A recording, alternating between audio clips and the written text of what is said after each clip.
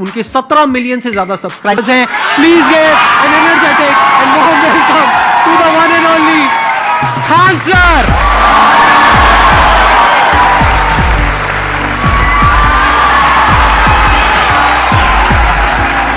क्या हाल चाल जी, कैसे हैं आप?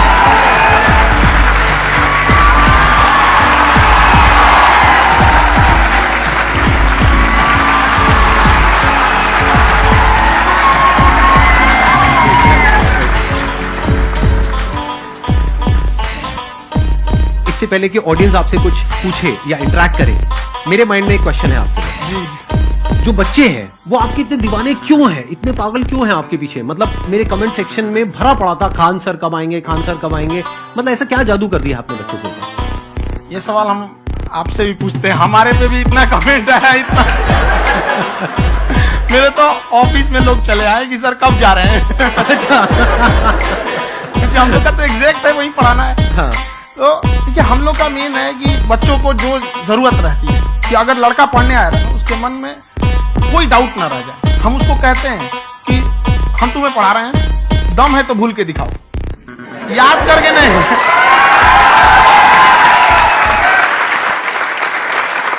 प्लस आप जिस प्राइस पॉइंट पे पढ़ा रहे हैं, आई थिंक वो सबसे कम है, वो बहुत ही कम है। सर ये जो फीस का कल्चर है, हाँ। ये हमारा इंडियन कल्चर नहीं है।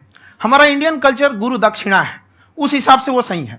ऑक्सीजन जैसे जिंदगी के लिए जरूरी है, वैसे एजुकेशन जरूरी है। कोई ये नहीं कह सकता है कि पैसे की वजह से वो खान सर के यहां से लौट गया। क्या बात है।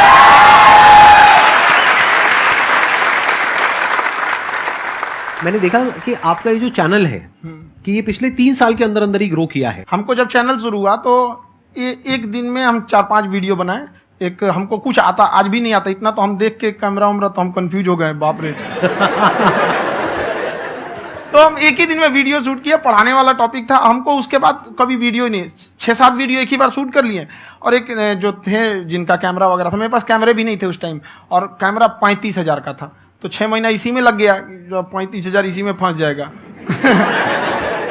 तो उनके कैमरे से शूट किए, उन्होंने कोई चार्ज लिया, उसके बाद हम छोड़ ही दिए। लॉकडाउन लगा, तब हम कहें आप कैसे पढ़ाएंगे? हो तो 1 दिन 2 दिन करते करते अचानक लंबा हो गया। तब हमको याद आया कि ओहो मेरा एक चैनल भी है वहां पे। तो उस समय उस पे लगभग 30,000 सब्सक्राइबर हो चुके थे। तो जैसे लॉकडाउन लगा तो उस पे पढ़ाना चालू किया, और पता नहीं क्या लोगों को पढ़ाई में इतना इंटरेस्ट आ गया कि आपका स्टाइल ऐसा है थोड़ा सा, आप आई थिंक पढ़ाई के साथ साथ में जो बीच बीच में आप थोड़ा बहुत छोड़ते रहते हैं ना, मतलब जो जो एंटरटेनमेंट चलता रहता है। ये बात हम देखिए, जब हम गुलाम थे ना, तो अंग्रेजों ने एक चाल चला था कि भारत को हम फिजिकली गुलाम रखेंगे 100-200 साल, मेंटली 1000 साल कर देंगे। उन्होंने पढ़ाई का मॉडल चेंज कर दिया। उन्होंने ऐसा डिजाइन किया कि ये टीचर की रिस्पॉन्सिबिलिटी है, वो पढ़ा के चला जाए। टीचर की रिस्पॉन्सिबिलिटी यहां खत्म नहीं हो जाती। पढ़ाना तो कोई भी पढ़ा सकता है, टीचर की इससे बड़ी रिस्पॉन्सिबिलिटी होती है उसे समझाना। वो समझा कि नहीं समझा। अगर लड़का आपके समझाने के बाद डाउट रह गया तो ये आपकी गलती है। लड़का हमसे पूछता है सर इतनी भीड़ है आपके पास, तो कहते सर डाउट कैसे पूछेंगे? हम कह रहे यार तुम्हारा डाउट बचेगा तब ना पूछेगा तुम डाउट यहां पर।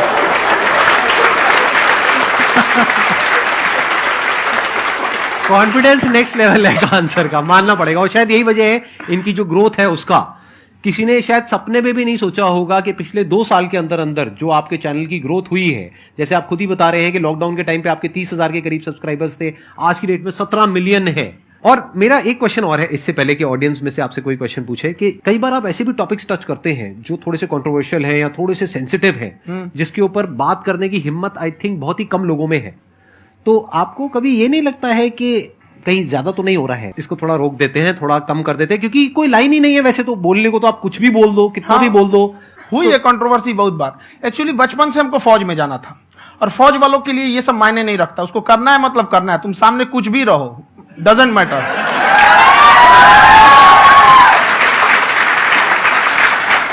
और मैंने YouTube पे देखा कुछ वीडियोस में कि आपका जो इंस्टीट्यूट है वहां पर आज से कुछ साल पहले कुछ बम गिरे थे। हाँ, कुछ गिरे थे, कुछ तो बहुत सॉलिड जगह गिरा था, फटा नहीं वो।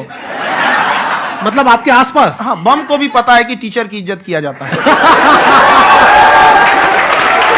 क्या बात है, क्या बात है।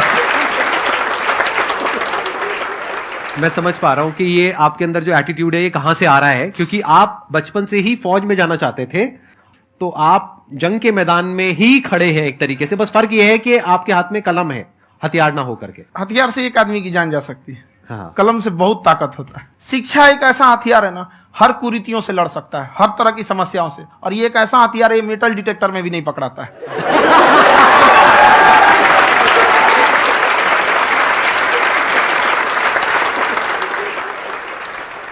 मेरा क्वेश्चन ये है कि अभी प्राइवेट ऑर्गेनाइजेशंस में पीटने का, पनिशमेंट का ये सिस्टम जो है खत्म हो गया है। हम आपके वीडियो में देखे हैं सर कि आप एक बड़ा सा रोल रखे रहते हैं, पुलिस वाला लाठी है वो, पुलिस वाला लाठी है, और स्टेज पे बुला के बच्चों को उसी से धुनाई शुरू कर देते हैं मस्त एकदम से, है ना।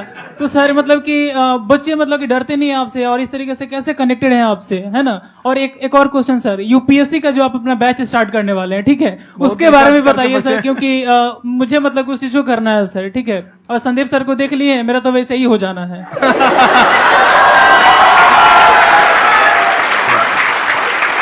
क्या हो जाना है? मेरा पूरा कंप्लीट करो। I'll be an IAS officer next year because I have seen you, sir. My day is like complete, sir. All the best. Thank you so much, sir. Thank you. पूरा बोला करो। Thank you. देखिए, लड़कों को जहां तक पीटने की बात है, जब पढ़ाने की बात आएगी तो उसको हम पूरे बेहतरीन ढंग से पढ़ाएंगे, लेकिन जब सजा देने की बात आएगी ना, तो वो भी बेहतरीन ढंग से होगा। ऐसा थोड़ी होगा कि बस एक ही चीज बेहतरीन ढंग से होगा। और डर का होना बहुत जरूरी है। ये डर भी अपने आप में एक मोटिवेशन है, क्योंकि जब आपके अंदर एक थोड़ा सा डर रहे ना, तो डर के भागिए मत। एक ऐसा डर जिसको आप लगे कि नहीं नहीं थोड़ा सा और करने की जरूरत है, फिर तो ये हम इसको क्रॉस कर जाएंगे आप। तो लड़कों के अंदर ये डर बनाना भी जरूरी रहता है। और रही बात यूपीएससी वाले की, जो आपने बोला, बहुत सारे लड़के वेट कर रहे हैं यूपीएससी की, क्योंकि 2-2.5 लाख फीस सारे लोग एफोर्ड नहीं कर सकते। और हमारा वही रहता है, हम तो ज्यादातर हमारे स्टूडेंट देखेंगे तो किसी के रिक्शा वाला, सब्जी वाला, यही लोग, इनको तो 2.5 लाख रुपया, इनके पास पूरी संपत्ति नहीं होती है, फीस कहां से भरेंगे वहां पे, उसके बाद रहेंगे कहां से। तो ऑल ओवर इंडिया से, कश्मीर से कन्याकुमारी तक, गरीब से गरीब भी लड़का उसको पढ़ सकता है। यही कुछ 1000 रुपये मंथली, 12-14 हजार साल का पड़ेगा, खत्म हो जाएगा इतना में।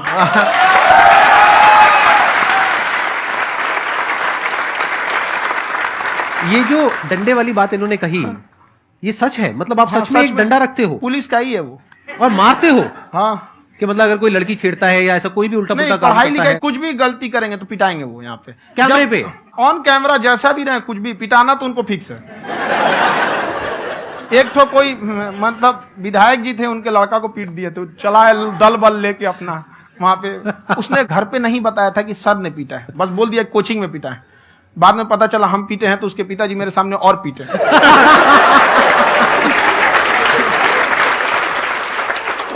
सर आपका सबसे बड़ा डर क्या है, आप दोनों का?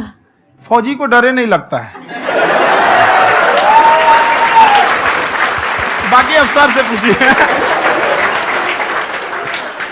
आज के सेशन से पहले कोई डर नहीं था, लेकिन अब मुझे इनकी डंडे वाली कहानियां सुन करके डर लग रहा है कि कहीं मैंने गलती से कुछ बोल दिया और इन्होंने कहीं पीछे कुछ रखा हुआ है, और यही आ करके अगर इन्होंने मेरी पिटाई कर दी तो बहुत बुरा हो जाएगा। तो इसलिए हमको थोड़ा डर लग रहा है।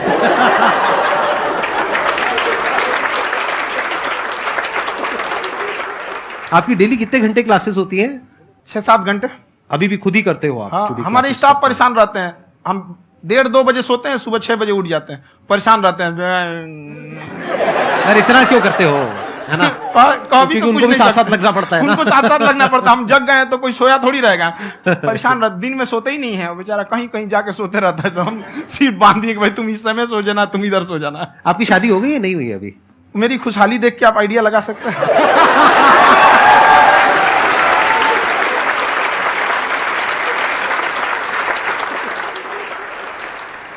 First of all I would like to say sir thank you so much to you and to your team कि आपने मुझे यहाँ आने का मौका दिया। एंड सर अब तक मैंने आपको सिर्फ फ़ोन या लैपटॉप में ही देखा है दोनों को, आज फर्स्ट टाइम लाइव देख रही हूँ तो बहुत अच्छा लग रहा है। तो मेरा क्वेश्चन ये है सर आपसे, जब हम लाइफ में कोई डिसीजन लेते हैं कि हमें ये पर्टिकुलर चीज़ करनी है, और क्योंकि हम डिसीजन लेते हैं तो हमारी आदत है कि पहले हम 4 लोगों से पूछते हैं कि तू बता तेरी क्या राय है, तू बता तेरी क्या राय है। तो उनमें से अगर कोई हमें कह देता है कि ये बेकार डिसीजन है मत कर, तो हमारा माइंड कहीं ना कहीं डाइवर्ट होने लगता है और उसकी वजह से हम अपना डिसीजन चेंज कर देते हैं। तो मेरा क्वेश्चन ये है कि कैसे हम अपने डिसीजन पे स्टिक रहे, कैसे हम जो दूसरे के ओपिनियन है उनको अफेक्ट ना होने दें अपने ऊपर। दूसरे से सलाह लेने से पहले एक बार खुद उस पर रिसर्च कर लेना चाहिए, ताकि आप सामने वाला क्या सलाह दे रहा है आपको समझ में आना चाहिए। यहाँ पर ऐसा नहीं है कि कई बार ऐसे होते हैं कि दूसरे वाले को एक्सपीरियंस होता है, तो अगर आपको पहले से आइडिया है, उसके बारे में आप बेहतरीन ढंग से रिसर्च किए कि क्या इसमें प्लस पॉइंट है, क्या निगेटिव है, उसके बाद आप किसी से सलाह लेने जाइए। ये नहीं कि मन में आया सीधा बताओ गड़बड़ा जाएगा। तो वहां पे पहले आपको R&D करना पड़ता है, समझ में आया कि नहीं। और जिंदगी हो या गाड़ी, जीतेगा वही जो टाइम पे गियर चेंज कर रहा है। तो डिसीजन चेंज करना बहुत ज्यादा गलत नहीं है।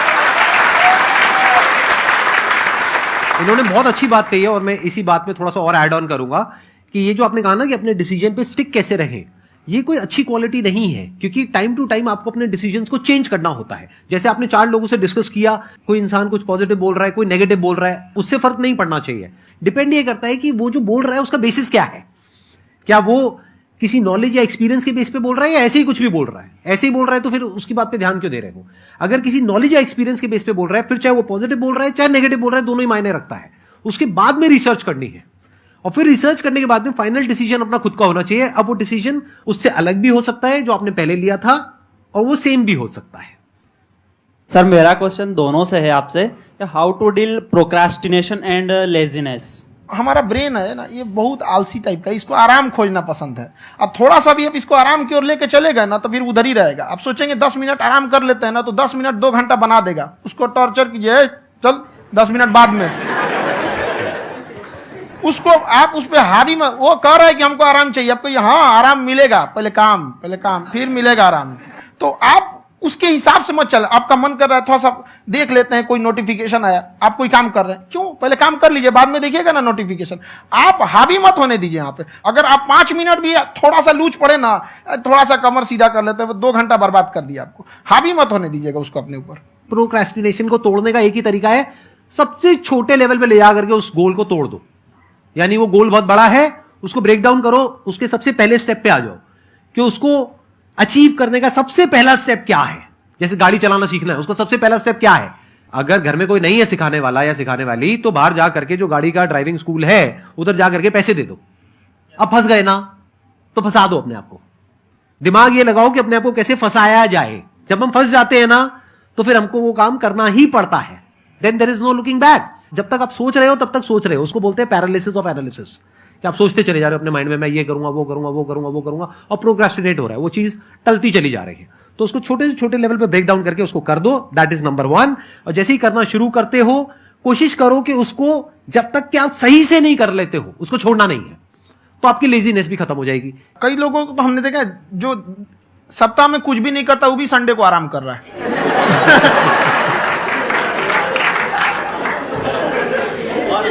वैसे कहा भी जाता है कि अगर कोई काम आपको करवाना है ना, तो ऐसे किसी इंसान को दो जो बिजी है। हाँ। ऐसे आदमी को मत दो जो खाली है। ये परफेक्ट एग्जाम। किसी को भी आप देखिएगा जिसको आप कहते हैं कि मतलब थोड़ा ठीक ठाक आप समझते हैं कि नहीं ये बहुत आगे निकल, वो एक काम को खत्म करने के बाद कभी आराम नहीं करेगा। एक काम खत्म हुआ उसको लगेगा हाँ एक खत्म हो गया, अब दूसरा करना चाहिए। और वही जिसको देखिएगा एक खत्म हो गया, अरे आराम करना चाहिए, कभी नहीं, लाइफ में आखिरी सांस तक। सर यहाँ पे सब हिंदी में पूछते हैं, इंग्लिश में पूछते हैं, मैं भोजपुरी में पूछूं? जौन भाषा ठीक लगे तोने में पूछ दो। हाँ सर। सर ये पूछे के चाहते नहीं कि जैसे हमने के पढ़ाई करी थी सर, तो कभी कभी डेली टारगेट्स जो होला वो कंप्लीट ना होला। अगर टारगेट्स कंप्लीट भी होला तो फिर ऐसा इरिटेशन या फिर वो एंजाइटी या फिर कि और करना है या फिर अभी नहीं हुआ, वो चीज हमेशा रहेगा। तो वो कम कैसे बदल जाए? देखिए टारगेट्स को ना हम लोग को एक अपने हिसाब से पहले फिट करना चाहिए। ऐसा नहीं कि दूसरे किसी इंसान को देख के हम टारगेट फिट कर ले। कोई लड़का 8 घंटा पढ़ रहा है, कोई पहली बार अभी पढ़ना ही चालू किया, उसको देख के 8 घंटा पढ़ेगा तो पढ़ाई छोड़ देगा। तो आप अपनी क्षमता के हिसाब से देखिए कि आप कितना पढ़ सकते हैं। अगर आपने एक घंटे को बना लिया कि हम 1 घंटा पढ़ सकते हैं, अगले 1 हफ्ते तक उसको सस्टेन रखिए। जिम में कैसे करते हैं लोग, पहले दिन उठा लीजिएगा 1 कुंटल तो हार्ट अटैक हो जाएगा। तो वो धीरे धीरे टारगेट सेट कीजिए और अपनी क्षमता को भी देखिए। हर इंसान की क्षमता अलग है। कंगारू को देख के हाथी छलांग मारेगा, पैर तोड़ के बैठ जाएगा।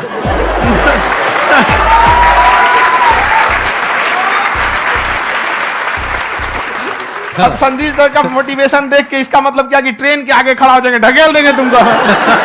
हालांकि ऐसा कर देते हैं, लेकिन ऐसा करिएगा लोग नहीं, क्षमता पता होना चाहिए।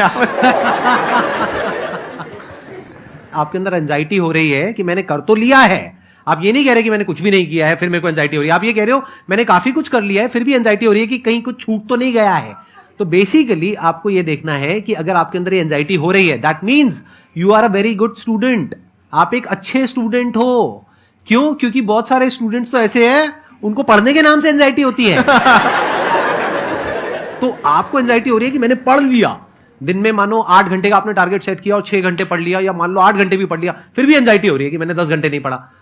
तो ये तो अच्छी क्वालिटी है ना, ये तो एक ब्रिलियंट स्टूडेंट की क्वालिटी है, क्योंकि एंजाइटी उसी को होती है जो केयर करता है, जिसको परवाह है, उसी की तो एंजाइटी होती है। जैसे माँ को अपने बच्चे की, जैसे एक माँ को अपने बच्चे को लेकर के एंजाइटी होती है। हंस लो मजाक उड़ा लो मेरा।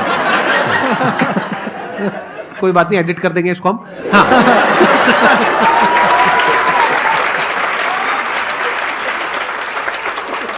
जैसे एक माँ है, उसको अपने बच्चे को लेकर के एंजाइटी होती है, थोड़ी सी भी तबीयत खराब हो जाए उसको एंजाइटी होती है, चाहे बच्चा ठीक भी है, डॉक्टर को नहीं होती है। क्यों? क्योंकि माँ को उस बच्चे से प्यार है। तो दैट मीन्स कि आप अपनी पढ़ाई को लेकर के सीरियस हो, इस वजह से आपके अंदर एंजाइटी हो रही है, विच इज नॉर्मल। जहां पर प्यार मोहब्बत होती है वहां पर थोड़ी बहुत एंजाइटी तो होती ही है ना। समझ रहे हो ना मैं क्या कहना चाह रहा हूं? आप लोग समझ रहे हो ना मैं कहां जा रहा हूं? जब वो किसी और से बात करती है तो एंजाइटी होती है ना।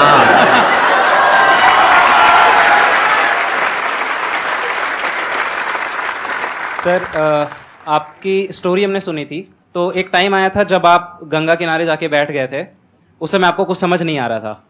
तो उस समय मतलब आपने ये डिसीजन कैसे लिया कि अब आगे नहीं, यहां से वापस जाना है? रास्ता ही नहीं था। घर जाने के लिए एटलीस्ट 90 रुपए चाहिए थे, जेब में 40 रुपए थे, कैसे घर जाते हैं? और हम गंगा के किनारे चुपचाप बैठे बैठे हम कहें कि अब बहुत टेंशन हो गया, अब घर जाना चाहिए। रूम पे, तो किराए के रूम पे ही आदमी सारे लोग रहते। गए वहां पे तो रूम लॉक हो गया था, तुम खटखटाए तो ऊपर से गुस्सा से बोले जो ऑनर थे, क्या टाइम हो गया है? तुम कहीं 9-10 बज रहा होगा। घड़ी देखिए तो 2 बज रहा था रात का, 2-2:30 बज गया था वहां। टेंशन में आप तो होता है, कई बार ऐसा समय आएगा कि लगेगा जैसे अब कुछ नहीं हो सकता है। तो इससे घबराना नहीं है, कभी कभी गुच्छे की आखिरी चाबी भी ताला खोल देती है। जो बातें आपने बताई कि घर में प्रॉब्लम्स ये तो बहुत लोगों ने फेस करी वहां पर, आप अकेले नहीं है, बहुत लोगों ने ये प्रॉब्लम्स फेस करी, बहुत तरह की प्रॉब्लम्स देखी, बहुत तरह की स्ट्रगल्स देखी, लेकिन वो सब इतने कामयाब नहीं हो पाए जितने कि आप हुए।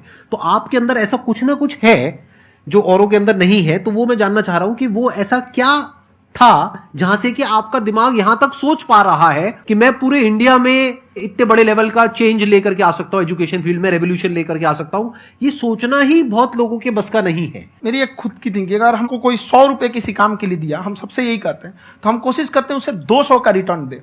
अगर कोई हमसे 200 रुपया फीस दे रहा है, 250 दे रहा है, तो हम उसको ये कोशिश करते हैं कि तुम्हें ऐसा लगे कि नहीं भैया हमने 10-20 हजार का पढ़ लिया यहाँ पर। वो ईमानदारी से कभी कमी नहीं। और हमेशा अगर हम प्रॉमिस X का करते हैं तो डिलीवर 4X करना चाहते हैं। ध्यान से सुनना और ध्यान से समझना इस फर्क को। अगर आप समझ पाए तो बहुत आगे जाओगे लाइफ में। एक वो होते हैं जो ये सोचते हैं कि हमें सब कुछ मिल जाए, हमें कुछ भी करना ना पड़े।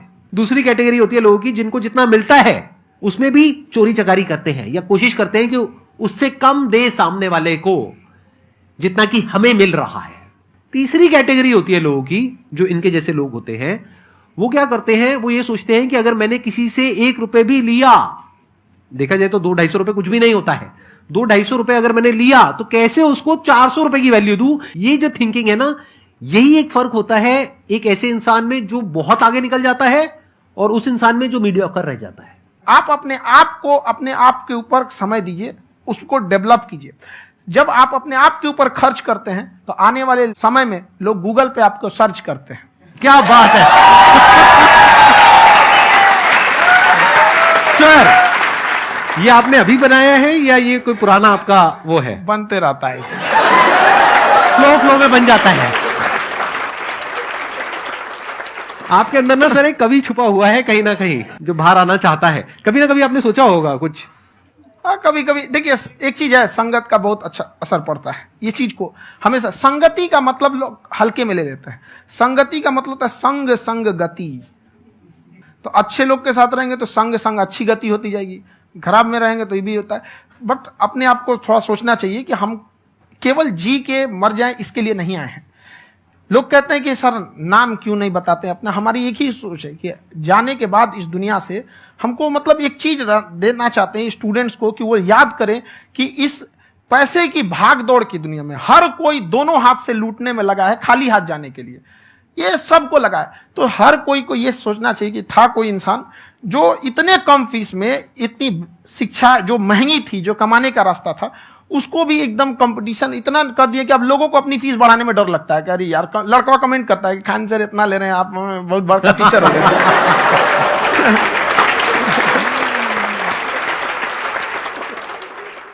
खान सर की एक क्लिप है, ये समय और समझदारी में बहुत फर्क होता है।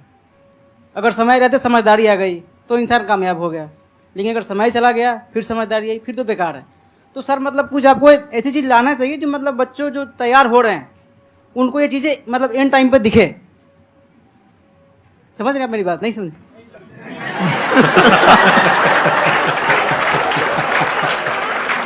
यही होता है सर का मोटिवेशन ज्यादा हो जाता है।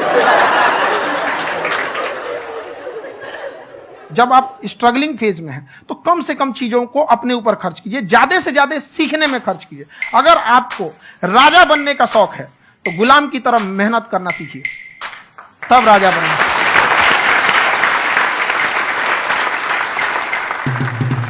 ये दुख, ये दर्द, ये सब तेरे अंदर है। तू अपने बनाए इस पिंजड़े से बाहर निकल के देख, तू अपने आप में एक सिकंदर है।